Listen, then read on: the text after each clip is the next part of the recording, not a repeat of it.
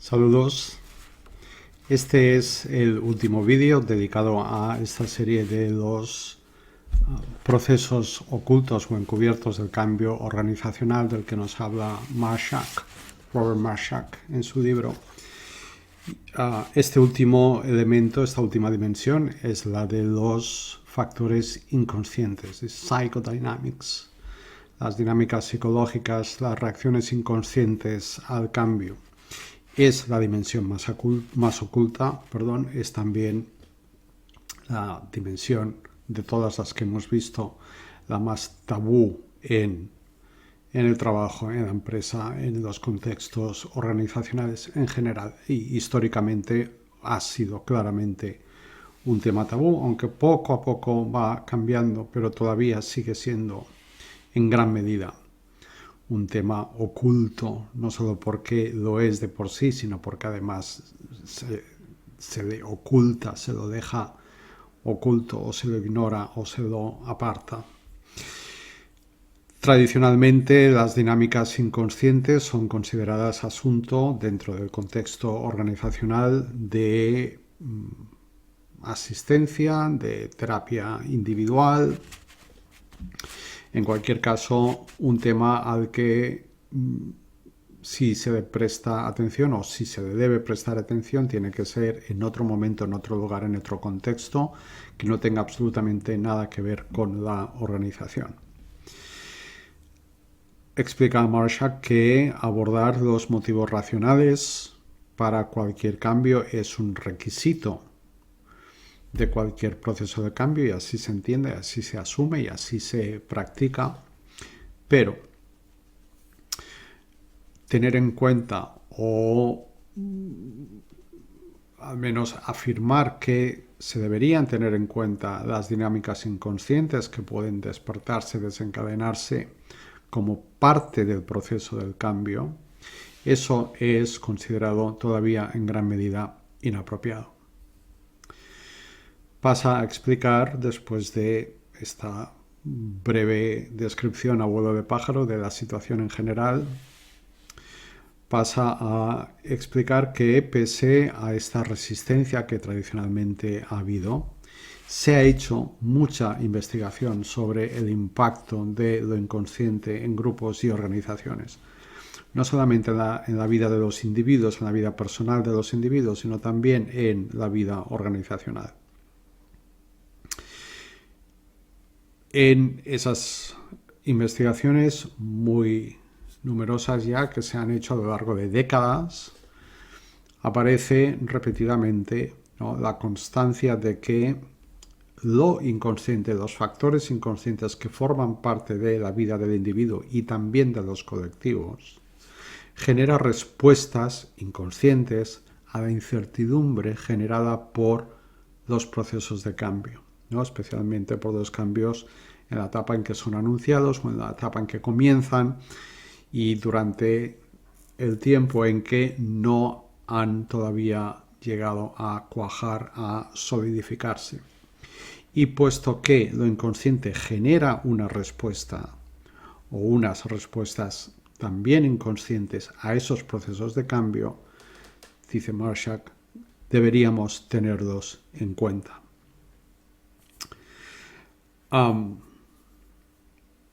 Por ejemplo,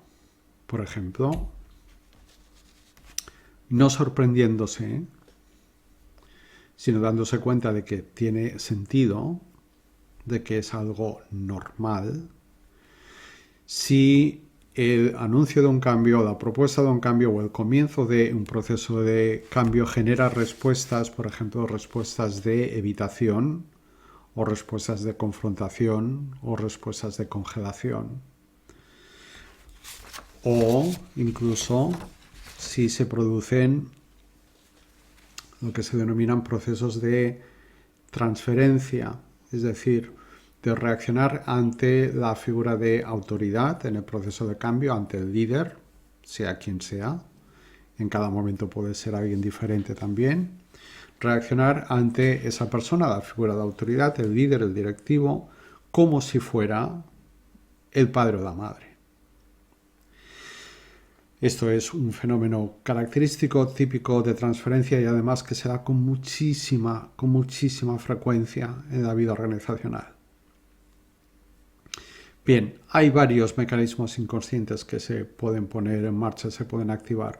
La clave, nos explica Marsha, que está en entender y aceptar, son dos fases, que una situación presente puede estar desencadenando dentro de algunas personas respuestas en forma de sentimientos, en forma de pensamientos, en forma de patrones de comportamiento incluso, que están conectadas con situaciones pasadas en la vida de esas personas, no conectadas con la situación presente, con el proceso presente de cambio organizacional, que en todo caso es el desencadenante pero no la causa. Y es importante diferenciar estas dos cosas. Aquello que desencadena una reacción no es, en este caso, en este tema del que estamos hablando, no es la causa de la reacción. La causa está en el pasado, en otro lugar, en otro momento, en otra situación, en otra relación. Ahí está la causa, pero el desencadenante está aquí.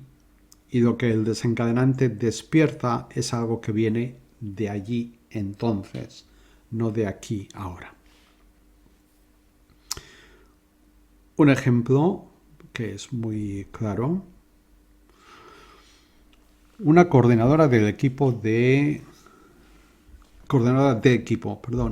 Departamento de Recursos Humanos se lamenta con frecuencia y con mucho enfado, con un enfado especialmente intenso que llama incluso la atención, de que el director ejecutivo nunca le presta la suficiente atención en sus reuniones, a pesar de que las reuniones son todo lo frecuentes que es necesario que sean y duran todo el tiempo que es necesario que duren. A pesar de eso, que es evidente para el resto del equipo, ella se sigue lamentando de no recibir la suficiente atención por parte de su superior jerárquico. Bien, la dinámica oculta en esta persona era una dinámica que tenía que ver con una historia personal, en su historia familiar, en su entorno familiar, una historia de abandono paterno del hogar familiar. Al haber aspectos no resueltos de esa vivencia personal, se activaban en situaciones en las que la relación era con su superior en la empresa en la que trabajaba. Pero esas reacciones venían de su relación con el padre que abandonó el hogar y por lo tanto a ella. ¿Sí? Por lo tanto, le retiró su atención en un momento dado.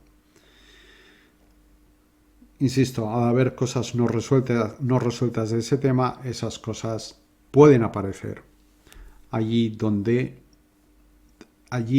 de donde no vienen. Bien, la clave en este tema, o las claves, fundamentalmente son las siguientes. Primero, ser consciente de que lo inconsciente existe en todos y está activo en todos. Segundo, aceptar el hecho de que al estar activo influye. O dicho de otra forma, el hecho de que esté siempre activo en todos hace que influya en todos en nuestra respuesta a momentos de cambio. Tercero, es importante estar abierto a considerar lo inconsciente como una posible explicación de ciertas cosas que suceden para las que puede resultar difícil o confuso encontrar una explicación que tenga sentido de forma clara y razonablemente rápida. Cuarto, es necesario decidir cómo responder a esa influencia, a esas respuestas inconscientes cuando surjan, haciéndolo, como decía en otro vídeo anterior, de manera apropiada, de manera efectiva, y todo ello en lugar de evitarlo o ignorarlo o despreciarlo o incluso penalizarlo. Y para terminar, solo quiero comentar que los consultores organizacionales, dependiendo, claro, de en qué programa se forme cada uno, ¿no? Pero lo habitual es que los consultores organizacionales, los coaches de equipo, los coaches ejecutivos, los coaches de vida, etc., lo habitual es que en sus programas de formación esté incluido el requisito de que estas personas o bien hayan hecho trabajo interno asistido por algún profesional o lo estén haciendo al mismo tiempo que se forman. Y aquellos programas que no tengan esto incluido deberían tenerlo incluido. Deberían tenerlo incluido. Porque está muy claro que cuando un coach, cuando un consultor de desarrollo organizacional entra en contacto con un posible cliente, y más aún cuando después ese posible cliente se convierte en cliente, después de la fase del periodo de contratación, está claro que cuanto más trabajo interno ese consultor, ese coach haya hecho consigo mismo, más eficaz va a ser en su desempeño como consultor o como coach. Y eso vale para cualquier profesional. Y eso vale para cualquier persona en general. Y yo diría que especialmente para personas que trabajan con personas. Y con eso me refiero a trabajar con personas internamente en una organización, en una empresa, y a trabajar con personas, clientes de cara al público, en interacción frecuente, habitual con otras personas.